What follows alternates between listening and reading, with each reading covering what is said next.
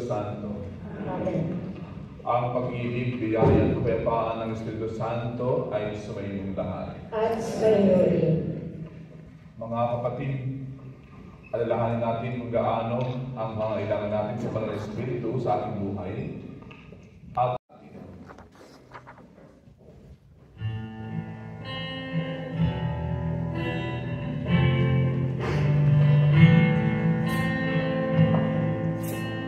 ikaw na nag-alis ang mga kasalanan ng mundo, Panginoon, maawa ka sa amin.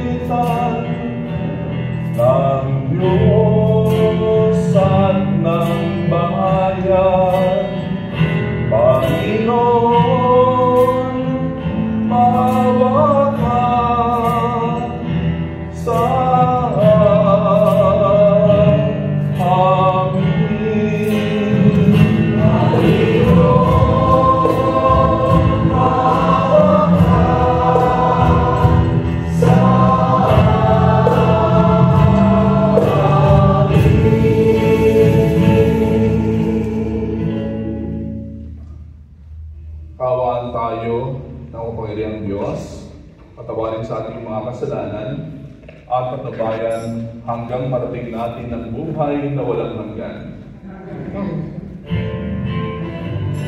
Sa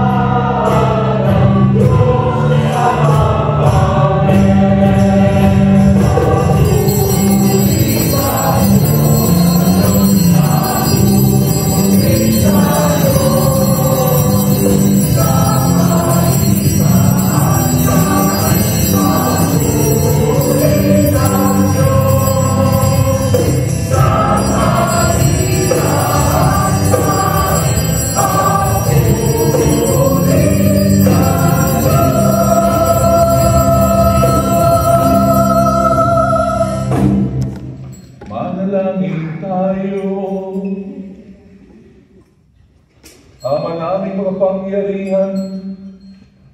Pinababaral mo ang iyong pagkakaliglig na sambayanan. Sa ipinahayag mo ngayon sa dakilang kamistahan, gawin mo ang buong daigdig mapuspos ng ganap sa mga kaloob ng Espiritu Santo bigay mo sa lahat. Para puspusin ang kalooban ng tanan mo ang mabuting balita ay simulang ipangaral. Sa pamamagitan ni Yesu Kristo, kasama ng Espiritu Santo, magpasawalang hanggan.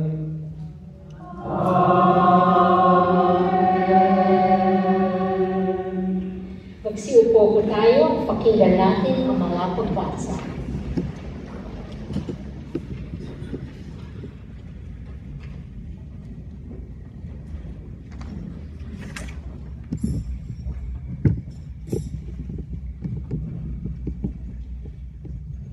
Pagpapahayag mula sa gawa ng mga apostol. Nang sumapit ang araw ng Pentecostes, nagkatipon silang lahat sa isang lugar. At biglang narinig ang isang ugong mula sa langit, animoy hagunot na malakas na hangin, at napuno nito ang bahay na kinaroroonan nila. May nakita silang waring mga dilang apoy na lumapag sa bawat isa sa kanila. At silang lahat ay napuspos ng Espiritu Santo at nagsalita ng iba't ibang wika ayon sa ipinagkaloob sa kanila ng Espiritu. May mga Hudyong buhat sa iba't ibang bansa na naninirahan noon sa Jerusalem, mga taong palasamba sa Diyos. Nang marinig ang ugong na ito, nagdatingan ang maraming tao. Namangha sila sapagkat sinasalita ng mga alagad ang mga wika nila. Sa kanilang pagtataka ay kanilang nasabi, hindi ba Galileo silang lahat? Bakit ang ating patutuhong wika ang naririnig natin sa kanila? Tayo'y mga taga-Persia, mga taga-Media, mga taga-Elam, mga naninirahan sa Mesopotamia, sa Judea, at sa Cappadocia, sa Ponto at sa Asia. Meron pa sa ating taga-Phrygia at Pamphylia, Ehipto at mga saklaw ng Libya na sakop ng Cyrene at mga naninirahan mula sa Roma. Maging mga Hudyo na may naaakit sa Judismo. May mga taga-Persia at Arabia pa rito.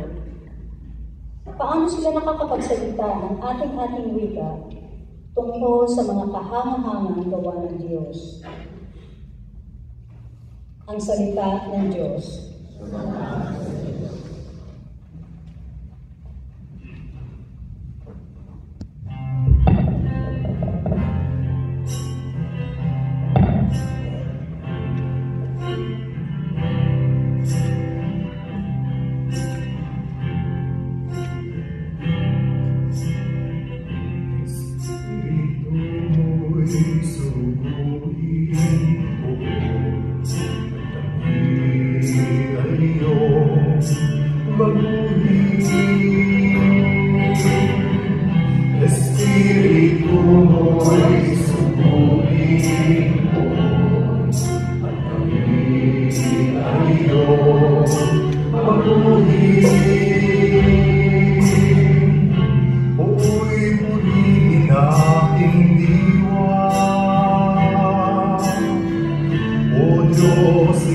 Talagang dakila,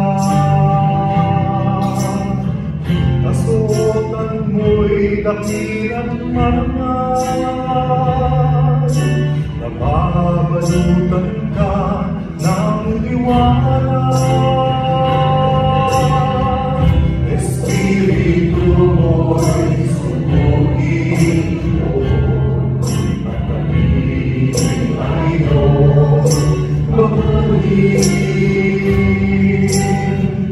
matatag ang sandigan ng mundong ito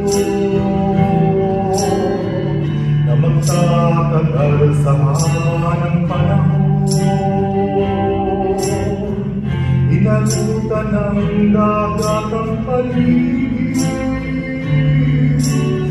ating mga bundok puno ng tubig.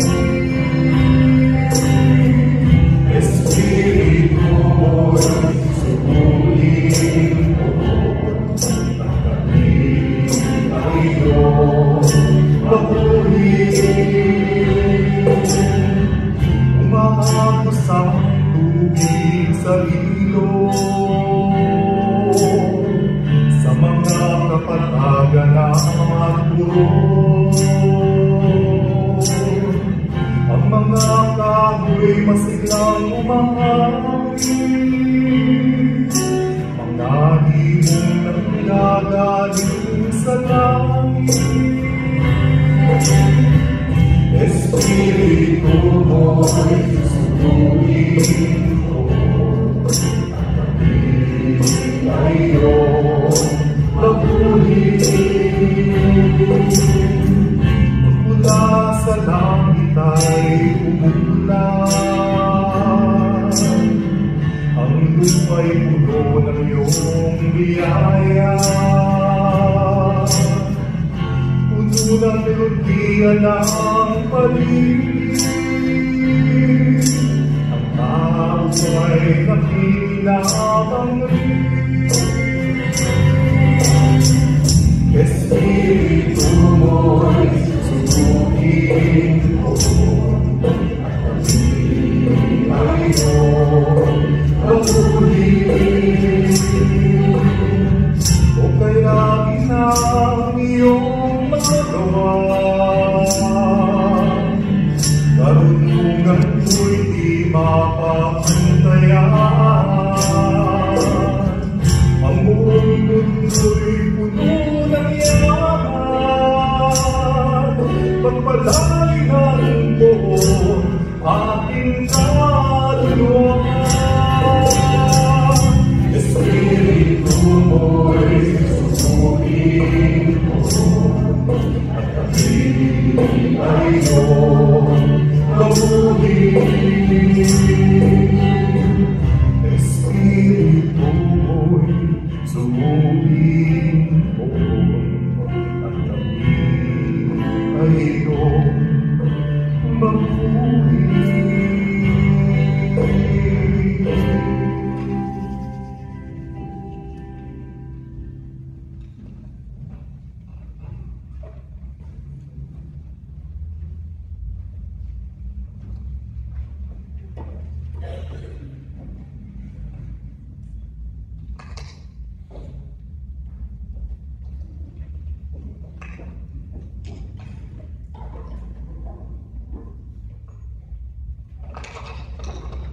Pagpapahayag mula sa sulat ni Apostol San Pablo sa mga taga-Corinto. Mga kapatid, hindi masasabi ninuman Panginoon si Jesus kung hindi siya pinapatnubayan ng Espiritu Santo. Iba't iba ang kaloob, ngunit iisa lamang ang Espiritong nagkakaloob ng mga ito. Iba't iba ang paraan ng paglilingkod, ngunit iisa lamang ang Panginoong pinaglilingkuran. Iba't iba ng mga gawain, ngunit iisa lamang ang Diyos na sumasalahat ng taong gumagawa ng mga iyon. Ang bawat isa'y binigyan ng kaloob na naghahayag na sumasa Kanya ang Espiritu para sa ikabubuti lahat. Sapagkat si Kristo'y tulad ng isang katawan na may maraming bahagi, bagamat binubuo ng iba't ibang bahagi, iisa pa rin katawan. Tayong lahat, maging Hudyo o Grego, alipin man o Malaya, ay bininyagan sa iisang Espiritu upang maging isang katawan. Tayong lahat ay pinainom sa isang Espiritu, ang salita ng Diyos.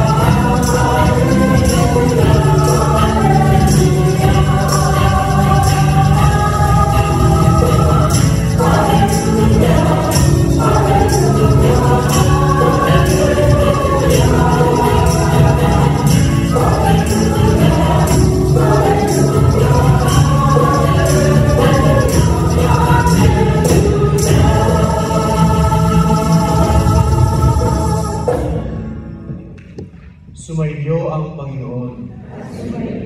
Ang mabuting balita ng Panginoon ayon kay San Juan.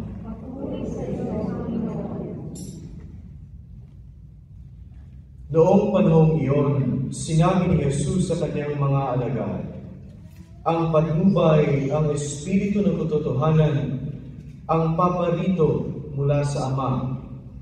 Susuguin ko siya sa inyong buhat sa Ama, at siya ang magpapatotoo tungkol sa akin, at magpapatotoo rin kayo tungkol sa akin, sapagkat sa pasimula pa'y kasama ko na kayo. Marami pa akong sasabihin sa inyo, ngunit hindi pa ninyo kayang unawain ngayon.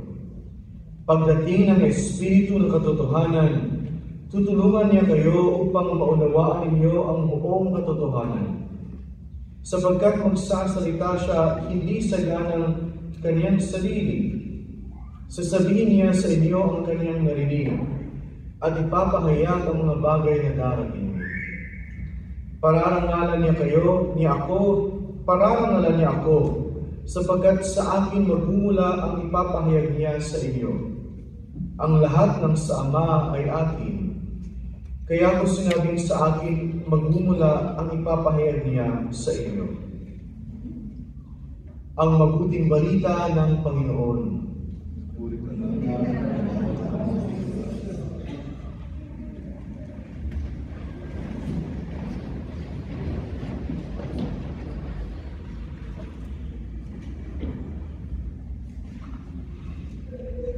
Magandang hapon po sa inyong lahat, mga kapatid. Ngayon po ang linggo ng Pentecostes. At ang linggo ng Pentecostes, ang pinakahuling araw ng Pasko ng muling pagkabuhay ng Panginoon sa kalendaryo po ng ating simbahan. Kaya for the last time, gusto kong batiin kayo ng Happy Easter. Okay, salamat po. Ay bati ng Happy Easter yung katabi nyo. For the last time. Happy ba sila sa last day of Easter? Okay. So, salamat po ulit. Bukas, may punta na yan. Hanggang ngayon lang yan. No? Kaya, make the best of it. Okay, so matagayin nyo yung bating ito kasi next year ulit yan. Okay. At ngayong linggo po ng Pentecostes, tayo po ay inaanyahang gawin ang tatlong bagay. Unang-una, inaanyayahan tayo na mamuhay sa Espiritu. Kayo po ba ay kasalukuyang namumuhay sa Espiritu?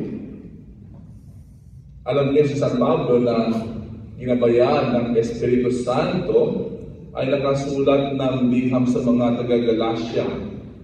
Okay? Galacia 5:16-21. At ayon kay San Pablo, merong dalawang nagalabang pwersa sa kalooban ng tao. Ang pwersa ng laman at ang pwersa ng Espiritu.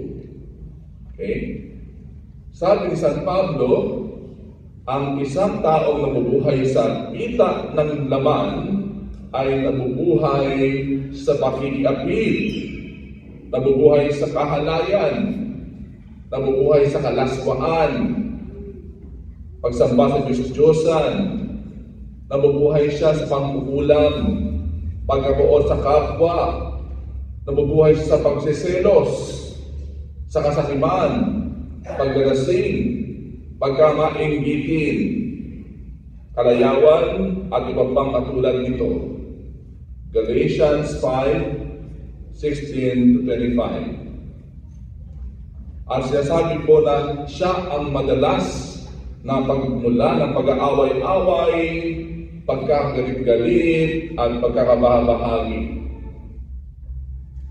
Sa kabilang banda naman, sabi ko ng apostol, na ang taong ginagabayan ng Espiritu ay nabubuhay sa pag-ibig, sa kagalakan, kapayapaan, katiyagaan, kabaitan, kabutihan, katapatan, kahinakunan, at pagpipigil sa sarili.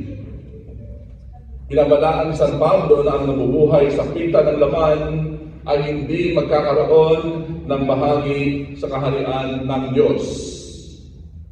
Samantalang nabubuhay sa Espiritu, napatay na sa kanilang makasariling pagkatao at pati na sa pita ng laman, patay na sa pita ng laman ay nakipag-isa kay Kristo Jesus. Ang totoong Kristiyano po ay nabubuhay sa diwa ng Espiritu at hindi sa pita ng laman. Ikalawa, inaanyayahan tayong magpagabay sa Espiritu Santo. Tinawag po ng Panginoon ang Espiritu Santo sa Ebanghelyo bilang patnubay at Espiritu ng katotohanan. Dagdag pa ni Jesus, susuguin ko siya sa inyo buhat sa Ama at siya ang magpapatotoo tungkol sa akin. Dagdag pa niya, pagdating ng Espiritu ng katotohanan, tutulungan niya kayo upang maunawaan ninyo ang buong katotohanan. Kung babalikan po natin ang kasaysayan ng ating simbahan, makikita natin na ang simbahan ay ginagabayan ng Espiritu Santo sa bawat salinlahi, simula sa kanyang mga pinuno hanggang sa kanyang mga miyembro. Ang Espiritu Santo ang siyang gumabay sa simbahan sa pagbubuo ng mga ecumenical councils at mga synods. Kasama na dito yung Synod of Synodality sa panahon ngayon ni Pope Francis, upang talakayin ang mga bagay-bagay at katotohanan ng mga misteryo tungkol kay Jesus, tungkol kay Maria, sa mga banal na tao, at tungkol sa simbahan. Ang Espiritu Santo ang gumagabay ng simbahan pagdating sa tunay na pananampalataya at moralidad. Patuloy ang Espiritu Santo sa paggabay sa simbahan pagdating sa mga doktrina at pagsamba sa totoong Diyos ng buong sanlibutan. Kaya sa ating mga pamayanan at ating mga pamilya, mga kapatid, patuloy tayong magpagabay sa patnubay ang Espiritu ng katotohanan. At ang ikatlo, inaanyayahan po tayong ipag-iwang ang kaarawan ng simbahan. Bukas pagdiriwang po natin ang kapistahan ni Maria bilang ina ng simbahan. Ngunit ngayong linggo ng Pentecostes, pinagdiriwang natin ang kaarawan ng simbahan. Kaya bukod po sa Happy Easter, binabati ko kayo ng Happy Birthday. Okay?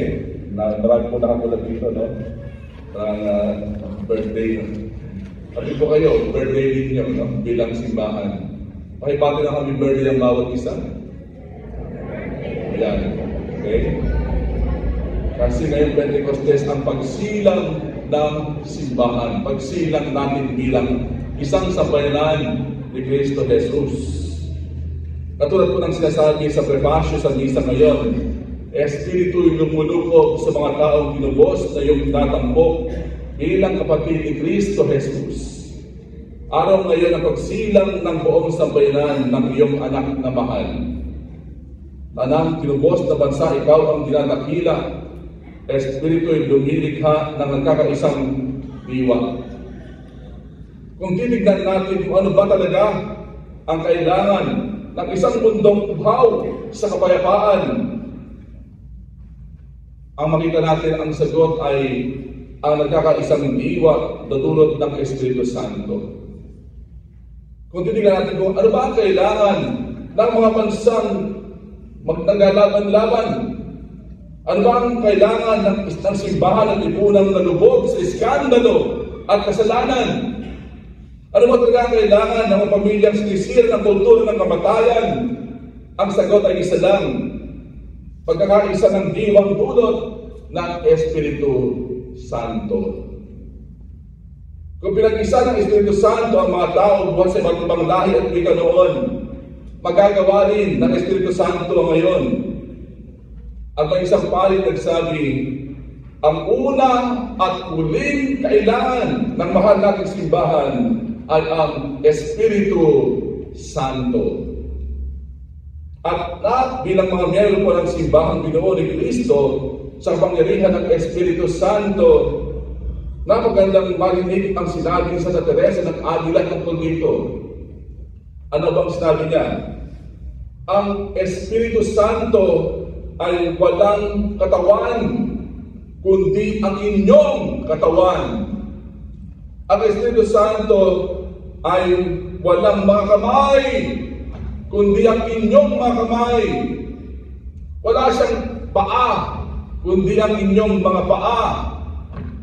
Ang Espiritu Santo ay walang tinig, kundi ang inyong mga tinig.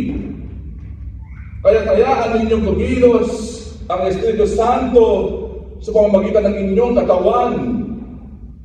Hayaan ninyong maglingkod ang Espiritu Santo sa pamamagitan ng inyong mga kamay. Hayaan ninyong magmisyon ng Espiritu Santo sa pamamagitan ng inyong mga paa at magsalita sa pamamagitan ng inyong mga tinig upang magpatutuo siya tungkol kay Kristo sa mundo ngayon. Sa pagdiriwang po natin ng Pentecostes ngayon, tanggapin natin ang paanyayang mabuhay ayon sa Espiritu at mapagabay sa Espiritu Santo. At sa pagdiriwang natin ng kaarawan ng simbahan ngayon, magpasalamat tayo sa Panginoon sa napakalaking biyayang ito. At ating muling anyayahan, halina, Espiritu Santo. Come, Holy Spirit. Amen.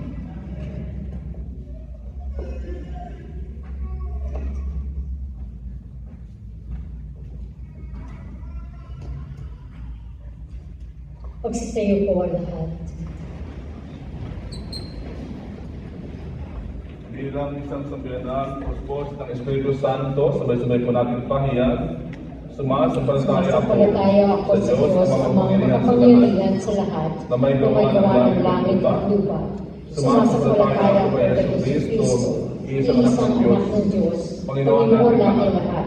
Nagkatawang tao sa dalang ng Espiritu Santo, pinanganak sa Panginoong Bibigyan, pinagpakasabi si Pontius Pilato, pinapasok sa krus, namatay, pinibing, nakasaroonan ng mayumao, nang may katong araw na buhay na maguli, umakyat sa langit, nalulog sa kanan ng Diyos ang mga kapangyarihan sa lahat.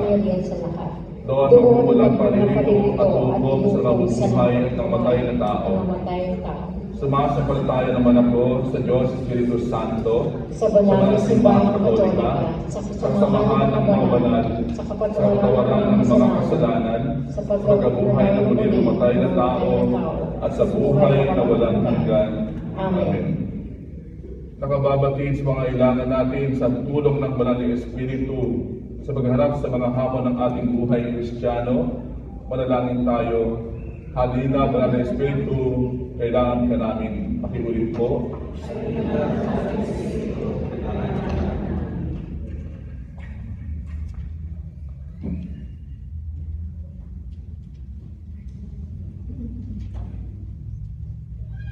Na ang mga pinuno ng simbahan ay patuloy na maging inspirasyon ng kanilang mga pinamumunuan. Manalangin tayo sa Panginoon. Halina, banal na Espiritu, kailangan ka namin. Na lahat ng guro ay makapagpintal ng mga tunay na pagpapahalaga sa kanilang mga tinuturuan. Manalangin tayo sa Panginoon. Halina, banal na Espiritu, kailangan ka namin. Na lahat ng mga pinunong pambayan sa buong mundo, lalo na sa ating bansa, ay gabayan ng malasakit sa kapakanang panlahat. Manalangin tayo sa Panginoon. Halina, banal na Espiritu, kailangan ka namin. Na ang mga binabalisa na mga pagsubok ay makalasat ng ginhawa at lakas na dulot ng banal na Espiritu. Manalangin tayo sa Panginoon. Halina, banal na Espiritu, kailangan ka namin. tahimik natin ipanalangin ang ating mga pansariling kahilingan.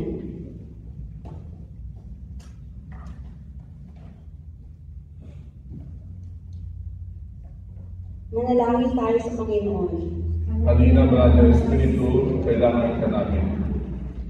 Espiritu ng buhay at kabanalan, gabayan mo ang aming mga puso sa landas ng pagmamahalan at paglilingkod, nang kami maging tunay ng mga kasangkapan sa pagdatatag ng kaharian, kung saan ka nabubuhay naghaharing kasama ng Ama at ng Panginoong Jesus, iisang Diyos, magpakailanman. Amen. Magsiupo para sa pag-aaral.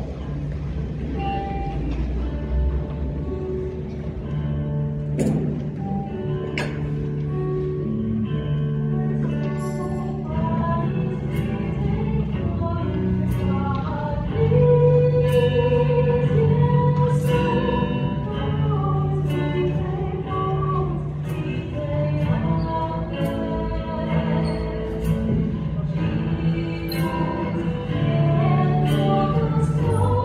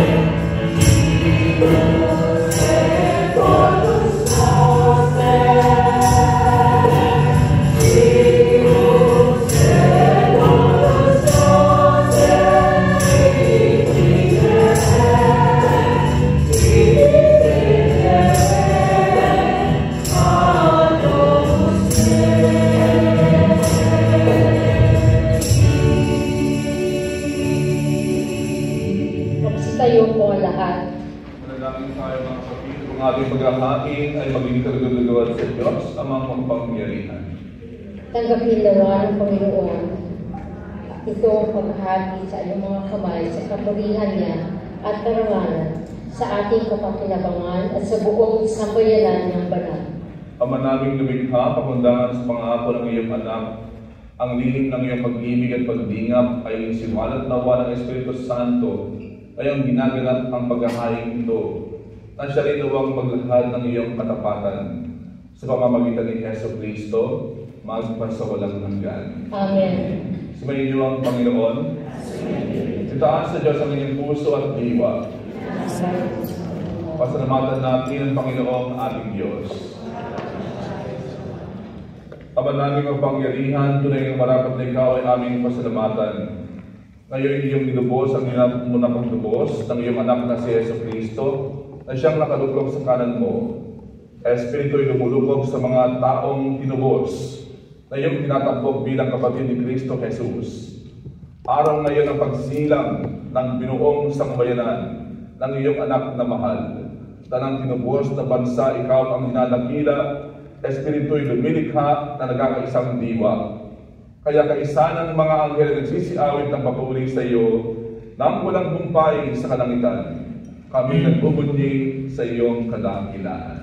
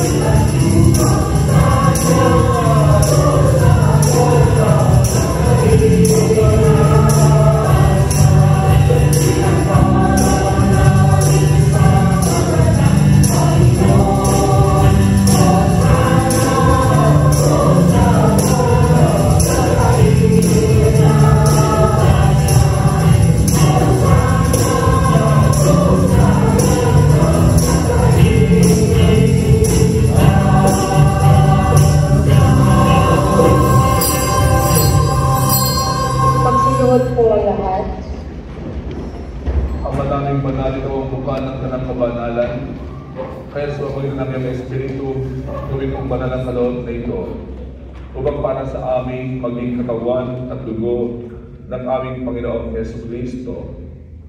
Bago niyo pinagtiis ang pusang loob na maging handog, hinawakan niya ang tinapay, pinasalamatan kanya, pinaghati-hati niya iyon, ibinigay sa kanyang mga alagad at sinabi, tanggapin ninyong lahat ito at kanin. Ito ang aking katawan na ihahandog para sa inyo.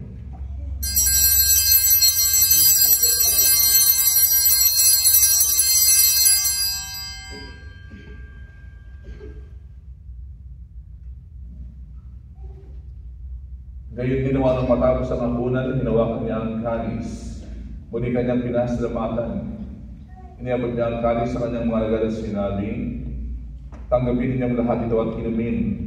Ito ang kalis ng aking dugo, ng bago at walang hanggang tipan. Ang aking dugo na ibubuhos para sa inyo at para sa lahat sa ikapagpapatawad ng mga kasalanan. Gawin ninyo ito bilang pag-alaala sa akin.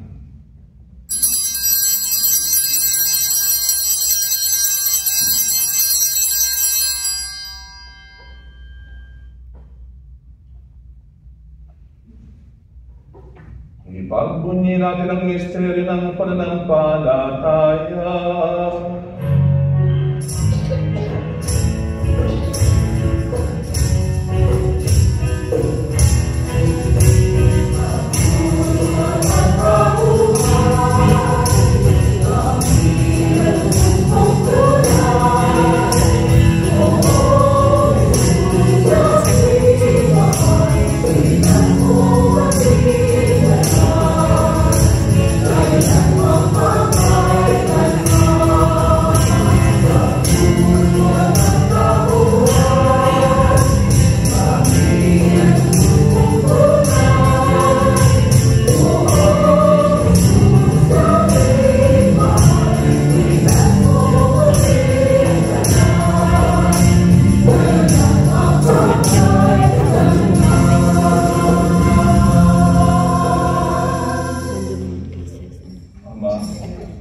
Ginagawa namin yan ang pag-alala sa pagkamatay at muling pagkabuhay ng iyong anak.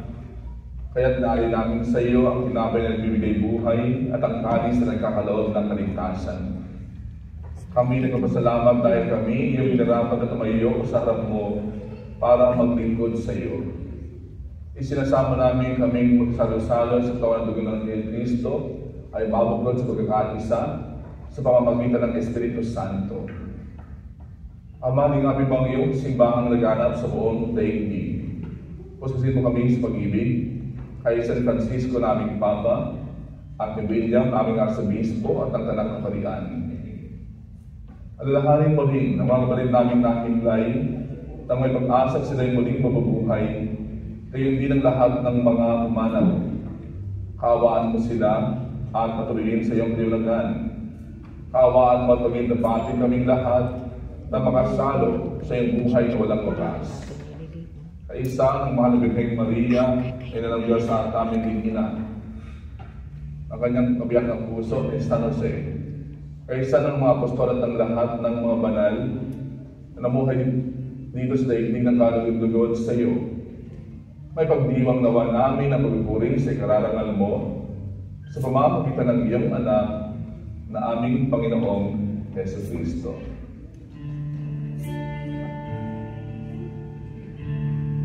Sa pamamagitan ni Kristo, kasama niya sa Kanya, ang lahat ng parangal at papuri ay sa iyo, Diyos Ama, makapangyarihan, kasama ng Espiritu Santo, magpasawalang hanggan.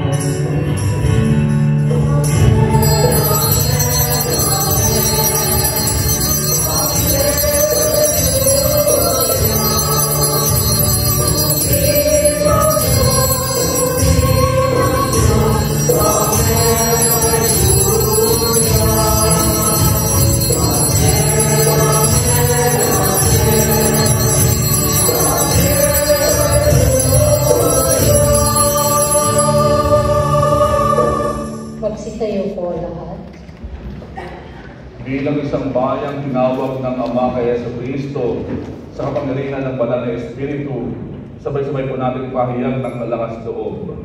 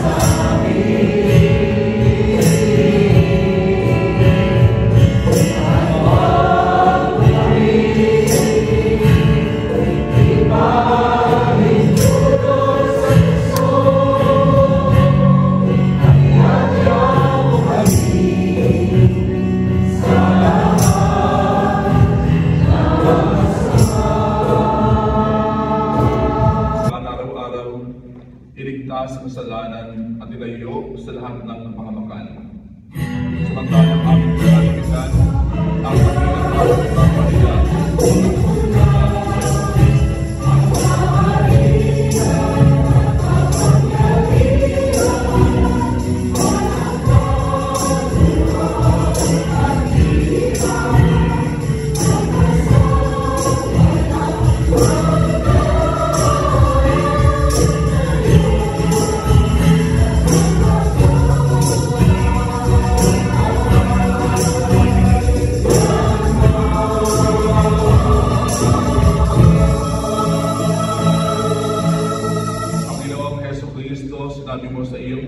apostol, kapayapaan ang iniiwan ko sa inyo, ang aking kapayapaan ang binibigay ko sa inyo.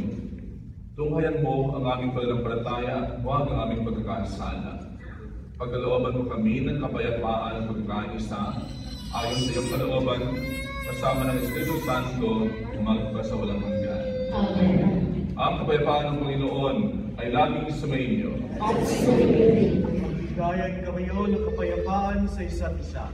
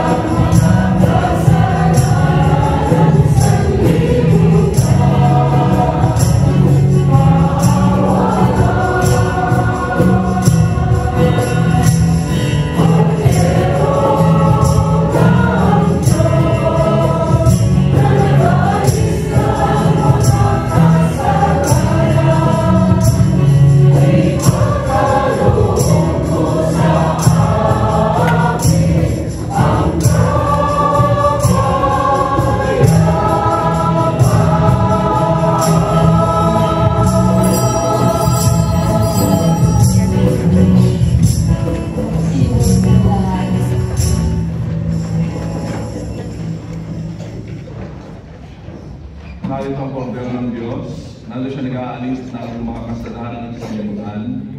Si Jesucristo ang ating Panginoon na nabubuhay at naghahari kasama ng Ama at ng Espiritu Santo. Mapapalad ang nangyayang pagibahagi sa kanyang mula at pakikinabang. Panginoon, ngayon na ako dapat tumulong sa iyo, ngunit sa isang salita mo lamang ay kailangan ako.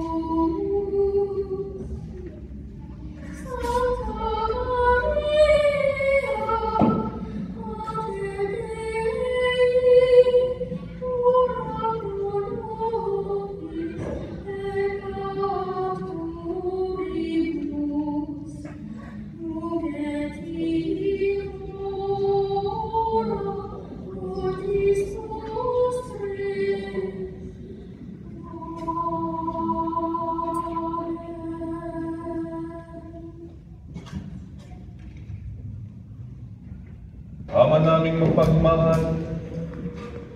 Pinapakinabang mo ang iyong sambayanan sa iyong mga bigay buhat sa kalangitan.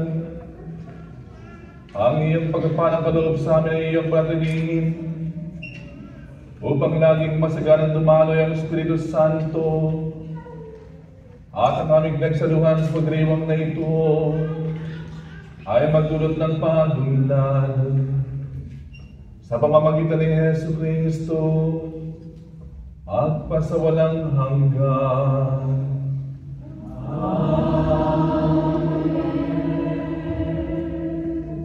Magsiupo muna lahat para sa ilang kabati. Would like to thank everyone for joining us in celebrating Pentecost Sunday, especially our sponsors, Lita Carico and Pearl Benefien. Let's give them a round of applause. We would like to thank Father Wency and Dean Prince of Valesa.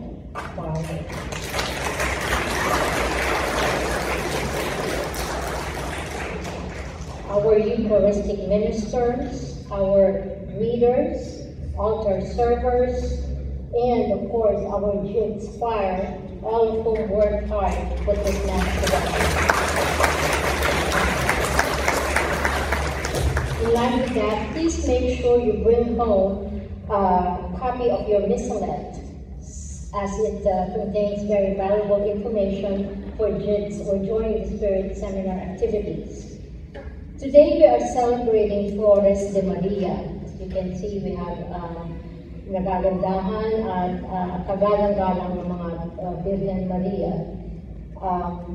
And after the procession, instructions of which will be given by Remy in a minute, we will have our salo-salo at the gathering space, where we will have the blessing of May birthdays and anniversary celebrators.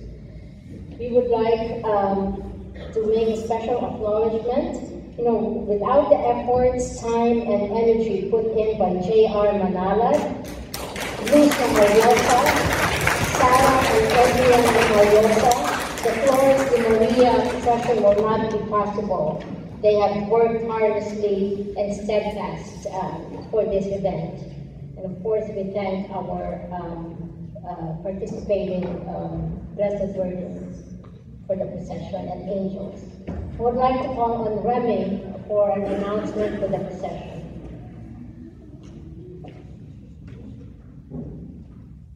Magandang hapon po, and we'd like to thank you all for coming as we honor the Blessed Mother Mary in this month of May. Paglabas po natin doon, huwag lang po tayo diretsyong mag-procession.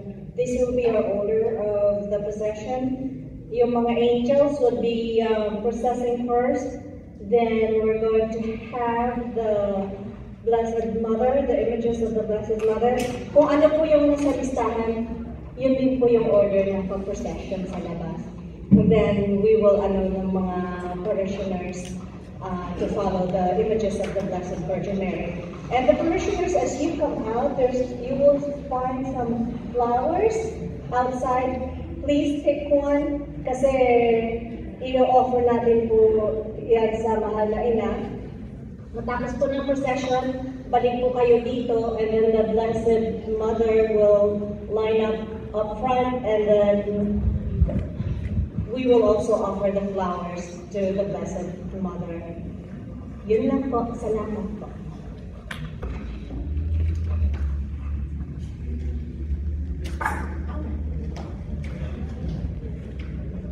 Good afternoon, everyone. Good afternoon, everyone. Yun, may tao pala. Kala ko wala. Once again, a blessed Pentecost Sunday to all of us. I am Deacon Franz Galieza, and with immense gratitude and gladness in my heart, I would like to invite everyone for my ordination to the priesthood this coming June 22nd at 10 o'clock at the Cathedral of Mary, our Queen. This we followed the day after, June 23rd, Sunday at noon, will be my first Mass of Thanksgiving at St. Joseph in Cockeysville. Light reception will follow after the first Mass. I hope to see most, if not all of you, both at the ordination and my first Mass. And we know for certain right now we have a few Filipino priests in the Archdiocese, and there are only a handful of us. And we continue to pray that the Lord will bless our Archdiocese, the Archdiocese of Baltimore, for more priests, particularly Filipino priests, to cater to the needs, the spiritual needs of the Filipino families, especially in the Archdiocese. If you know anyone who is interested or discerning for priesthood, please direct that person either to me or to the vocations office of the Archdiocese. Once again, I invite everyone for my ordination to the priesthood, June 22nd, 10 o'clock, Cathedral of Mayor and Queen. The day after, June 23rd, Sunday, 12 noon, St. Joseph, Cockeysville, light reception to follow. Light reception, sometimes Filipino light reception is not really light, but you know. Once again, a blessed Pentecost Sunday to all of us. Thank you.